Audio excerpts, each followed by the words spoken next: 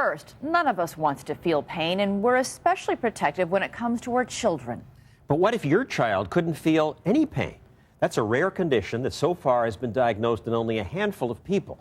And as Juju Chang tells us, what sounds like a blessing turns out to be a curse. In many ways, Gabby Gingras is a typical 7-year-old girl. She goes to gym class with other third graders, loves playing board games. Okay, a miscellaneous 3. And idolizes her older sister Katie. But in one very dangerous way, Gabby is not a typical little girl. She can't feel pain and is at constant risk of badly hurting herself. She's wearing a helmet and those goggles for a reason, but we'll get to that in a minute. This video was taken as part of a documentary called A Life Without Pain when Gabby was 4. Here, she bangs into the sharp corner of a table, but just keeps on going. And see how unfazed she is when this dog collides with her? For the first 4 months of her life, Gabby was the perfect little baby. It wasn't until she started teething that her parents, Steve and Trish, noticed some odd behavior. I was massaging Gabby's gums one day, and she bit down on me ungodly hard. And when I pulled my finger out of her mouth, I pulled the tooth out of her mouth. She's just happy playing like nothing happened. It was as if she didn't even feel it, and that was just the beginning. The 4-month-old would teethe on anything, plastic toys, hardcover books, even her own fingers, until they were bloody. She damaged them so badly, it really looked like raw hamburger. It was that chewed up and mangled. She would also chew on her tongue like it was bubble gum. It was bizarre and frightening. Steve and Trish brought Gabby to doctor after doctor. For months, specialists tested the baby for everything, from metabolic diseases to rare genetic disorders, and ruled out one disease after another. Trish reached the frustration point, and she sat down at the computer and basically spent the whole weekend on the internet, searching and looking, and she found some pictures of kids with fingers that looked like Gabby's, just chewed up and mutilated. So that was the first time we'd heard the term hereditary sensory autonomic neuropathy. HSAN. It's an extremely rare genetic disorder that affects the sensory nerves. In Gabby, the nerve fibers that detect pain and temperature never developed. There is no cure. Imagine their tug of war trying to give Gabby a normal childhood, Careful on the steps. but wanting to protect her. I'm the worst playground mom. I mean, because I'm like, oh, don't climb that high, please. Oh, too fast. You want to hop down? Like most people, you've probably never heard of HSAN.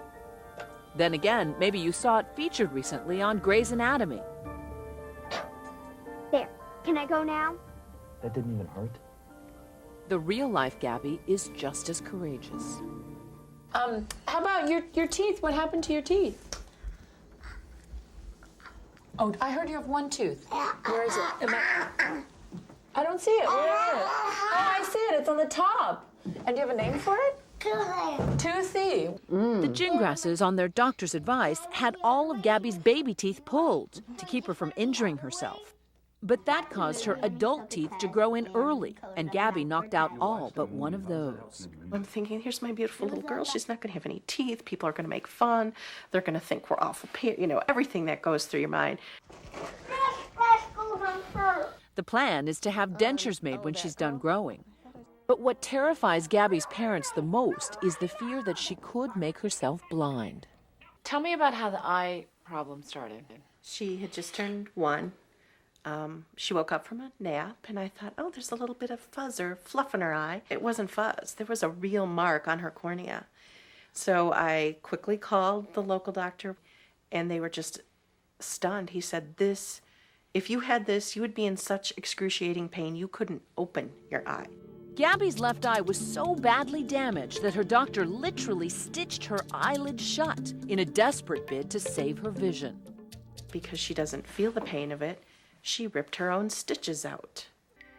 Steve came up with the idea of using swim goggles to protect Gabby's eyes. But it was already too late. She'd lost the vision in her left eye, and now it was at risk of developing into a life-threatening infection. The only solution was a drastic one: remove the injured eye. It just brings back those images of the hospital and letting her go on the gurney, and you know, it's no parent should ever have to watch their child do that. Today, Gabby has an artificial left eye. You want to see how beautiful it looks? I want to see my first second.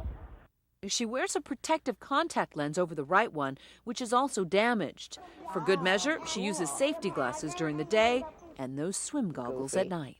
You all set? Yeah. Comfy? Despite all these precautions, Gabby still manages to hurt herself constantly. Careful. Do kids like Gabby reach adulthood? How old does that make you? 6 years old? Wow. Can they have normal lives? Experts aren't even sure.